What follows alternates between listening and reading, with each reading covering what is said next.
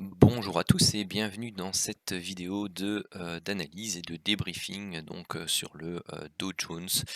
Alors je vais, comme la vidéo d'hier, commencer un peu par un petit point sur l'analyse technique du Dow Jones, puis je vais poursuivre avec les débriefings du système Fulking sur le M5 et sur le 100 tick, et je vais terminer par faire un petit point sur le challenge FTMO du jour.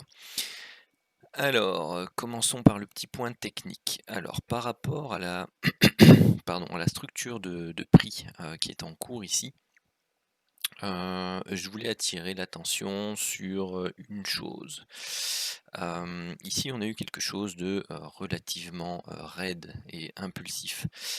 Ce qui me gêne, c'est que, par rapport à cette phase-ci, eh bien, vous avez eu ici, une hausse, une baisse, une hausse, donc c'est-à-dire en fait 3 temps. On a eu ici une baisse, une hausse et une baisse, et donc on a eu potentiellement ici 3 temps également. Et quand on a une structure de prix qui fait 3 temps à la baisse, 3 temps à la hausse, avec ce qu'on appelle un overlap, donc avec un dépassement des derniers plus hauts, et ensuite quelque chose de très pentu qui se décompose pour le coup en une impulsion en 5 temps, et bien ceci et ou peut-être un flat, donc considéré comme un flat. Alors, si ceci est considéré comme un flat, eh bien la structure précédente qui part du plus bas ici, elle a fait une impulsion, une correction et une figure motrice, pardon, de type diagonale, du coup de terminaison pour moi. Donc ce qui fait qu'ici on a 3 temps, une figure en 3 temps, et donc ceci devrait pouvoir se noter comme étant une vague W, une vague X, et donc ce qu'on attend derrière, c'est une vague Y.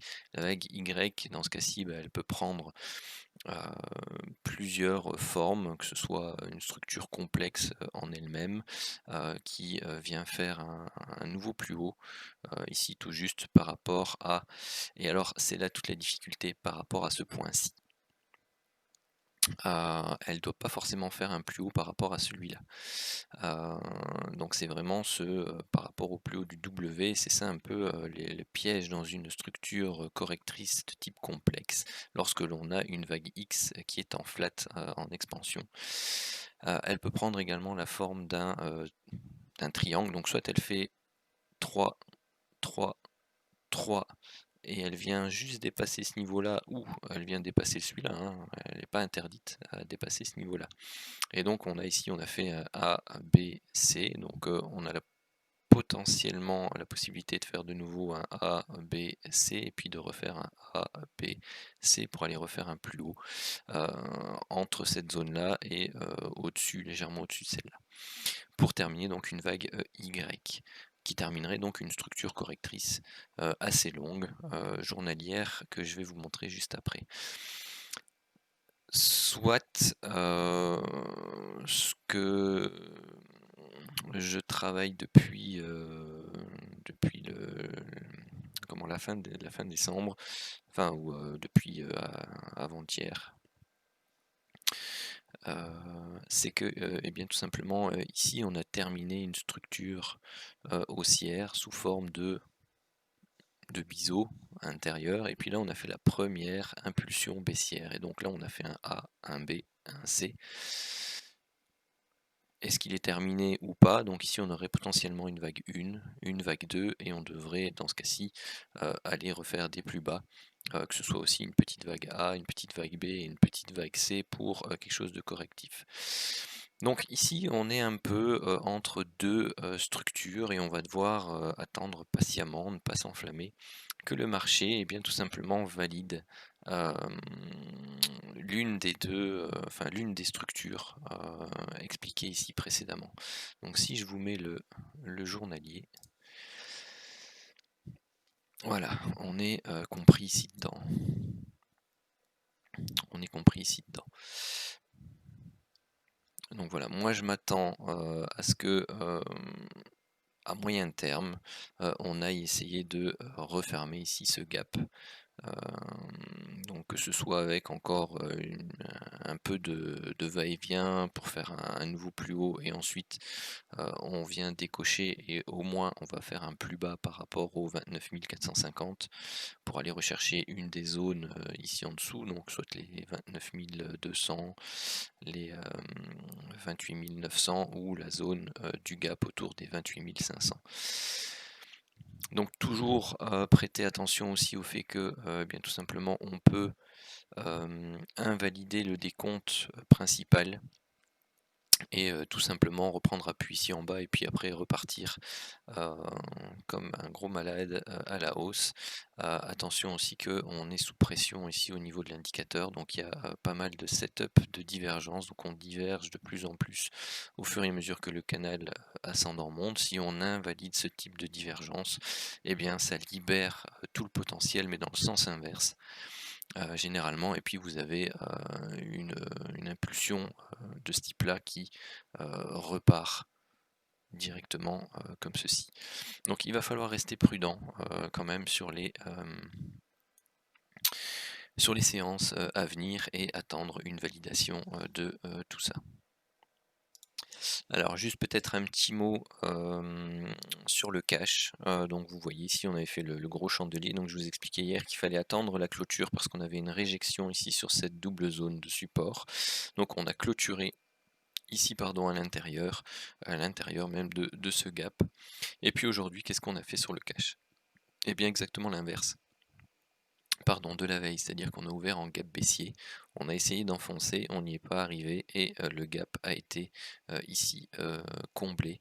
Et puis là, eh bien, tout simplement, on est venu travailler, on a tenté de s'extraire un peu de cette zone-ci, que vous voyez là, et puis derrière, bon, on reprend et on retravaille la zone médiane qui se trouve ici, qui est la zone, donc on a été chercher les 61,8% de retracement sur le chandelier d'hier, et puis là on retravaille plutôt la zone des 50. Donc on fait une petite correction ici en fin de séance. Hop. Et si je vous mets l'horaire sur le cash, et bien voilà ce que ça donne pour l'instant. Ben, on a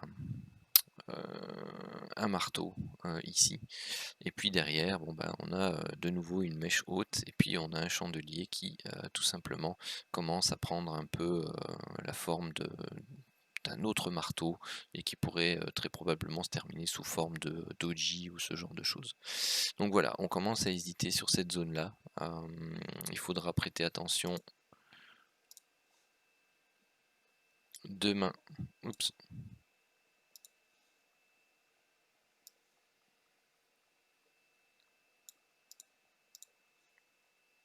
Au break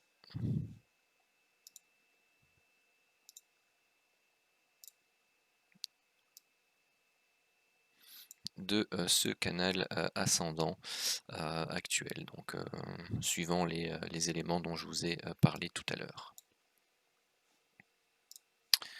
Alors, voyons voir un peu ce que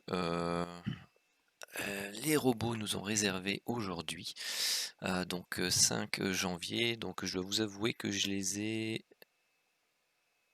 travaillés de manière un peu différente. Je les ai pas laissés libres. Hop là, voilà, donc ici, premier setup qui m'a énormément plu, c'est le setup de divergence haussier ici. Donc vous aviez eu la validation directement. Donc ils sont allés chercher ici. Donc vous aviez le stop qui était là, hein, donc il n'a pas été stoppé, et puis il est allé chercher. Je vais le faire comme ça. Hop. Voilà, il est allé chercher ici son TP1 à 145 points et puis le reste a été stoppé à BE. Hop, alors ici. C'est le 1 du 1 21. Alors 145 et BE. Ensuite, seconde alerte, ici break de box à la baisse. Celui-là, personnellement, je l'ai mis à BE plus rapidement. Donc chez moi, il était stoppé BE. Ici, bah, tout simplement, il sera stoppé à moins 146.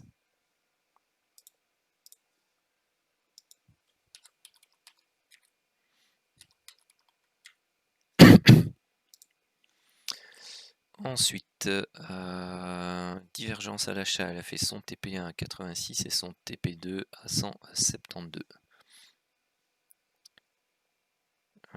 86, pardon, c'est là. Hop.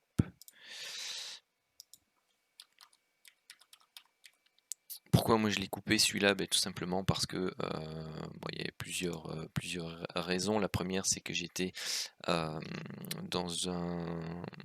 un travail de reprise, tout simplement d'une continuation de la phase correctrice haussière par rapport au gros chandelier de baissier de lundi. Donc on avait commencé cette première phase hier en seconde partie, enfin plutôt en soirée, donc seconde partie de journée aux US. On avait latéralisé et puis derrière, bon ben, moi j'anticipais une hausse. Donc ici, comme vous voyez ici, il y avait la zone également, hein. Je vais vous la tracer peut-être pour que vous la voyez. Ici, toute cette zone, voilà, hop, hop, hop. Ici on l'avait transpercé et puis là on breakait la box en plein dessus. Donc voilà, bon, je l'ai sorti à BE, je pense, quelque chose comme ça. Mais en tout cas, c'est ces deux éléments-là qui m'ont fait modifier entre guillemets ou ne pas laisser le robot agir ici tout seul. Donc quand on n'est pas en phase, bon bah malheureusement c'est pas possible parce que bon, il n'y a pas encore la notion de zone comme celle-ci qui ont pu être codées dans le robot. Vous voyez elle a servi ici une fois, deux fois, vous avez une tasse avec anse à gauche, puis hop, boum, avec la div, ça a été recherché donc les objectifs. Si vous prenez la figure chartiste, donc voici la tasse, la anse, hop, où tu es? Où est-ce qu'il me l'a mise? Ici. Hop, objectif 100%, bim, en plein dessus. Ensuite, ici donc on a eu un pullback beaucoup plus important que moi ce que j'avais pensé. Donc j'avais pris une position notamment pour le trade FTMO où j'avais pris des TP ici, des TP là-bas et j'avais laissé une troisième partie pour aller rechercher ces niveaux-là. Et donc on a corrigé assez fortement. Plus qu'attendu et donc on est venu rechercher mes positions qui étaient restées ABE pour venir faire ici un double bottom. Vous voyez ici un premier, un deuxième et puis derrière, boum, on est parti à l'assaut des objectifs. Donc au niveau des robots, celui-ci est entré en position à l'achat. Son stop était là-bas, il n'a pas été stoppé de justesse puisque celui-là il était resté dedans, mais une fois qu'il est revenu un peu ici en positif, je l'ai coupé. Bon bah dommage parce qu'il allait aller chercher son TP1 à 120 points.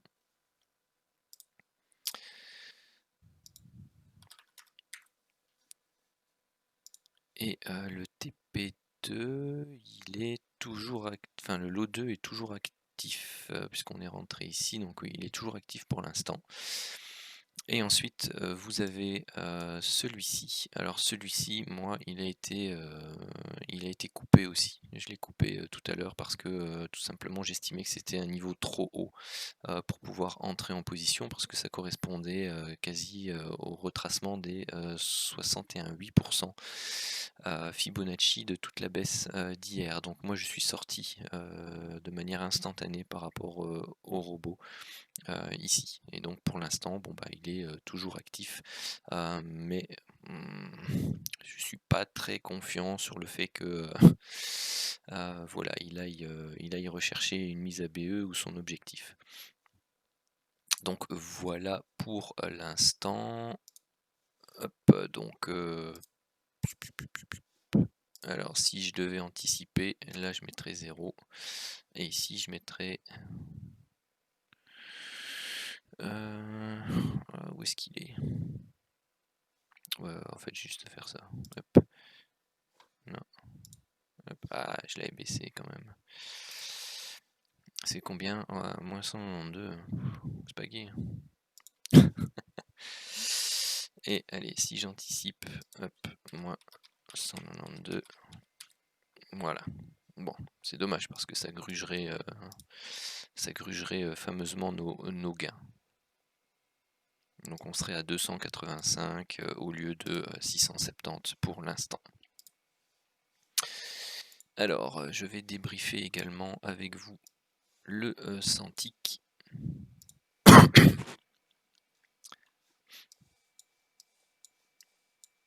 Alors, 9h, 9h, 9h, où es-tu? Tu es là.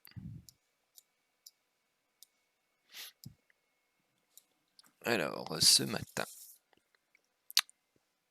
on avait ici un petit setup de divergence prioritaire qui donnait donc la priorité à la hausse. Hop là. Vous voyez, hein, celui-ci. Les prix font un plus bas, alors que l'indicateur fait un plus bas, plus haut que le précédent. Donc jusque là, rien, rien, rien. Hop, donc là, on était toujours sous l'influence des 15 bougies après la fin du setup de divergence haussier prioritaire.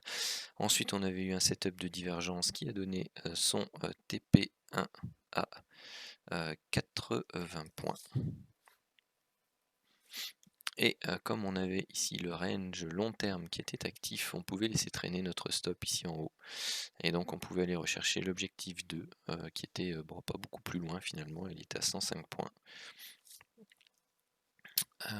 Dû à la volatilité. Donc quand c'est comme ça, à nouveau, hein, je vous l'ai expliqué dans les autres vidéos, mais allez, je vais vous le mettre ici de nouveau. L'écart 2, vous pouvez le travailler et le mettre, il n'y a que 500 unités, et le calibrer par rapport à la volatilité précédente et le passer en 0,003 par exemple. Vous allez voir que ça va élargir ici la... Voilà, ça c'était beaucoup plus correct, le 0,03.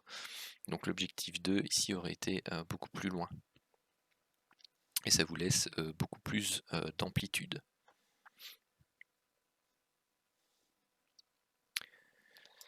Et alors vous pouvez le calibrer justement par rapport à, enfin ici j'ai pas assez d'historique, mais par rapport au passé, vous voyez que les zones de survente sont pas, ou surachat sont pas surexagérées.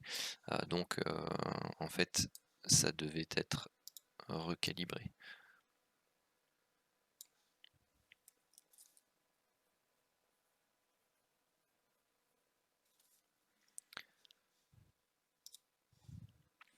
Ensuite, toutes les alertes bleues, eh bien tout simplement ne pouvaient pas être prises puisqu'on était en cours de setup de divergence baissier qui avait donc la priorité. Donc ici on attend la fin des 15 chandeliers, on a un nouveau setup de divergence. Ah non, je crois qu'il n'y était plus à ce moment-là. Non. Hop, il n'y était plus. Je sais pas pourquoi je l'ai noté en live parce que ah oui, j'avais fait la sortie de zone de surachat. Non, tout ça, c'est ce que j'avais tracé pour moi travailler pendant la journée.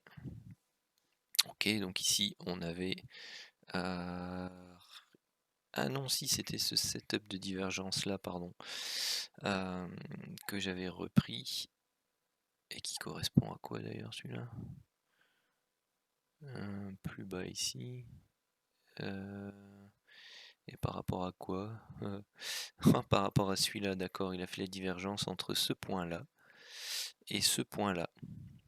Ok, d'accord, c'est pour ça que j'avais tracé le... Ouais, pourquoi pas. C'est culotté, je dirais. Mais bon, voilà, il l'a annoncé, il y en a une entre ce point-ci et ce point-là, vous voyez, elle est léger plus bas ici, alors que l'indicateur par rapport à là, il fait un plus haut. Ok, donc on pouvait rentrer en position ici oula, enfin non, c'était trop près. Je le compte pas pour le débrief en tout cas. Ensuite, celle-ci qui devient en fait visuelle est validée ici en zone grisée, donc on la prend pas. Par contre, la suivante, elle est bien validée là. Celle-là était la bonne et c'est celle que j'ai prise à l'open et qui m'a permis de faire un très bon run haussier. Et elle permettait d'aller rechercher directement l'objectif de ici à 155 points. Ensuite, derrière, autre setup de divergence baissier qui est validé ici, qui permettait d'aller rechercher l'objectif 1 à 40 points. Il n'y a pas de zone de range long terme active, donc on laisse pas traîner notre stop là-bas en haut, on se met ABE. Et pourquoi? Tout simplement aussi parce que vous avez ici la ligne de tendance long terme qui est fortement ascendante. Bon, elle se replie un peu, enfin elle s'aplatit un peu ici, mais on n'a pas de setup de range long terme actif, donc on reste toujours avec une sécurité maximale. Ensuite, ici, setup de divergence noté.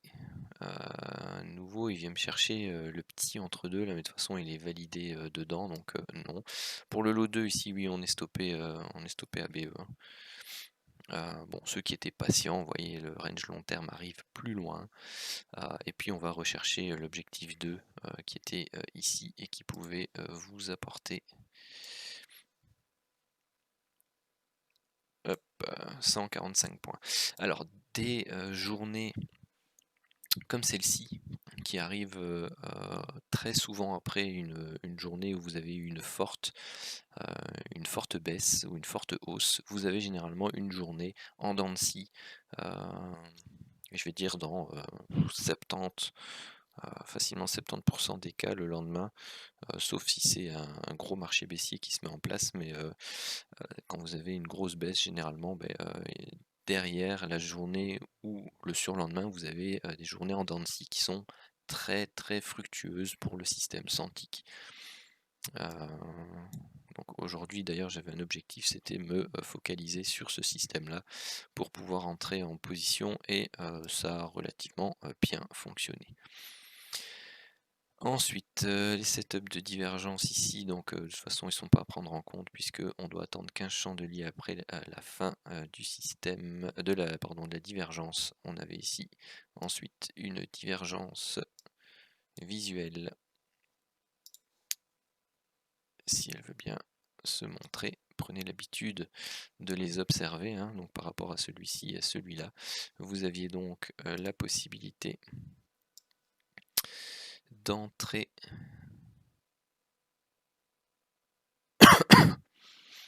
Allez. Non, c'était adapté. Bah non, on n'avait pas la possibilité d'entrer parce que c'était validé en zone grisée. Donc voilà, pas possible. Donc on est toujours en priorité haussière de toute façon. Vous aviez ici. Allez. Celle-ci, vous pouviez entrer dedans. Parce que vous aviez ici le double bottom. Vous aviez ici le beau chandelier, les limites zone grisée, mais vous avez le double bottom en appui, le fait que vous êtes déjà avec un setup de divergence précédemment. Donc bon, même s'il est borderline avec la zone grisée, celui-là pouvait se prendre avec un peu plus de sécurité par rapport à ce que l'on peut avoir habituellement. Donc vous alliez rechercher 35 et 150 points. Alors, les alertes King TT en bleu ici, donc on n'est pas en zone de range long terme, on est sous l'effet d'un setup de divergence à la hausse. Donc ici, vous pouviez entrer en position pour aller rechercher ici 10 points sur celui-là et pas beaucoup plus sur l'autre. Voilà, 10 et 15. Ensuite, ça se termine ici. Quelle heure est-il? 18 h. Ok. Et puis, pam, pam, Donc là ici il n'y a rien, c'est zone grisée, zone grisée, zone grisée, zone grisée, on continue de monter, on monte, vous avez ici, hop, je vais l'agrandir un peu.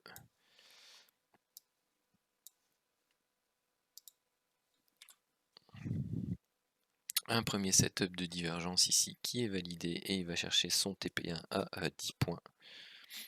Le lot 2 est ABE. Et un deuxième setup où vous avez ici 30 points et là je crois qu'il est du coup toujours en cours puisque j'ai adapté l'écart 2.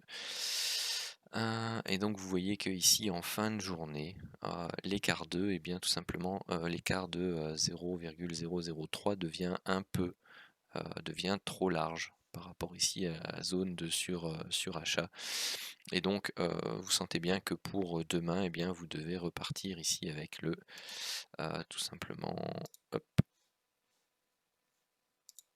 0.02, sauf s'il y a du mouvement pendant la nuit, à ce moment-là vous pouvez le réadapter.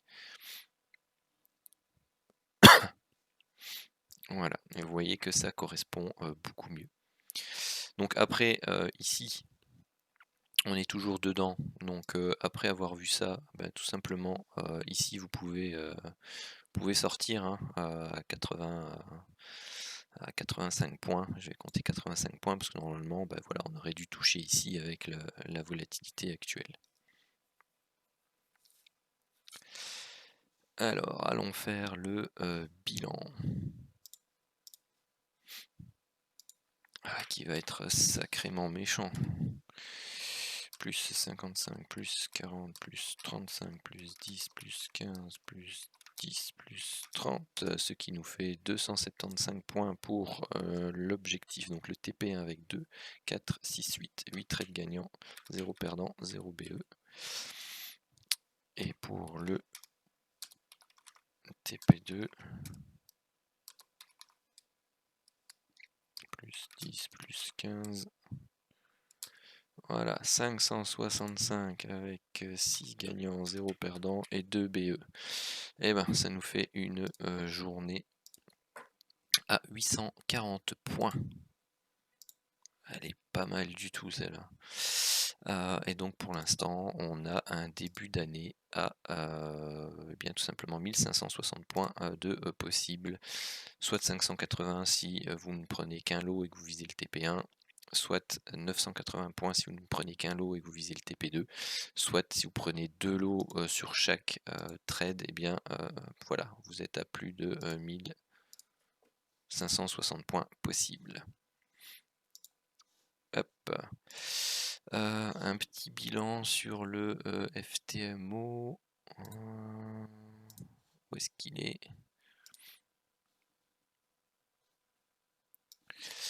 Hop là. Voilà, comme ça vous avez la courbe. La courbe à jour. Donc voilà, ça c'est là où j'étais hier. Bon, aujourd'hui j'ai pris un double trade à l'achat qui s'est fait stopper. Donc un qui a perdu 800 $, donc c'était un stop loss de 80 points, et un autre qui a perdu 500 quasi, donc c'était un stop loss de 50 points. J'avais laissé un peu de mou sur celui-là parce que comme j'étais dans mon plan de trading pour la hausse, et en vrai il s'est fait stopper, et puis derrière il a baissé juste un poil plus et puis après il est remonté. Et c'est là où je suis rentré en cours dans les setups de divergence, et puis voilà, donc j'ai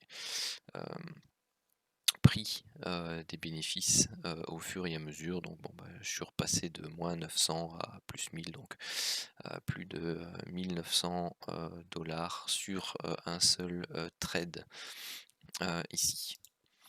Un autre trade que je n'ai pas eu l'occasion de prendre sur FTMO, mais que j'ai partagé dans le canal. C'était un trade sur portable. Où est le canal? Non, c'est le canal de formation. Où est-il parti? Ici.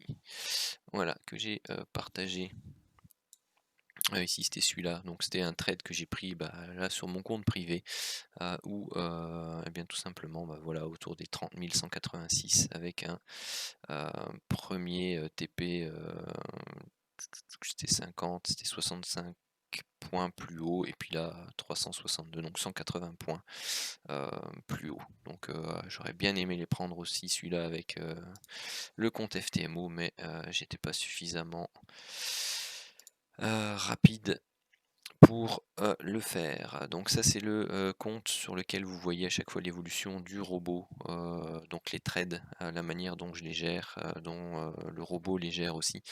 Donc, oui effectivement Fabrice, le robot, cartonne ici en début d'année. Ça compense un peu, le mois de décembre, un peu, moyen.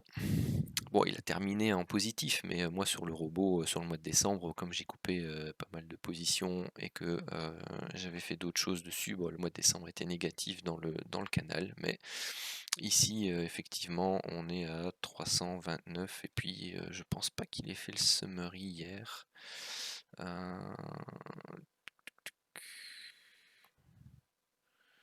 mmh.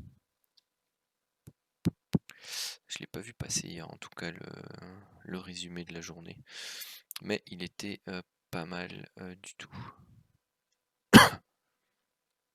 Ah si, 194 points, voilà. 194 points et puis je pense qu'il était pas mal non plus, 48. Bon, les autres jours aussi, je pense que, ces dernières journées, que ce soit fin décembre, bon voilà 6 points, bon là c'était une journée plus ou moins neutre. Enfin bref, je vais pas parcourir tout le canal avec vous. Voilà, en tout cas, si vous voulez le suivre, vous avez les liens pour suivre le canal The Dark Knight. Vous avez, le canal ici pour, la formation, gratuite. Donc demain, normalement, il y aura une session, de formation. Puis vous avez le canal, F4 Trading, oui pardon, pour, suivre le FTMO et puis pour ceux qui veulent, vous avez toujours, le canal Elliott Wave dans lequel je poste toute une série d'informations. Comme ça en même temps, bah, vous avez, tous, les, canaux, disponibles. Sur ce, eh bien, n'hésitez pas à vous abonner à la chaîne si ce n'est pas encore le cas. N'hésitez pas non plus à laisser des petits pouces bleus pour le référencement de la vidéo. Ça m'aide beaucoup et je vous en remercie. Et si vous avez envie de laisser un commentaire, surtout, eh bien, n'hésitez pas, faites-vous plaisir. Sur ce, je vous souhaite une très bonne soirée et je vous dis à demain.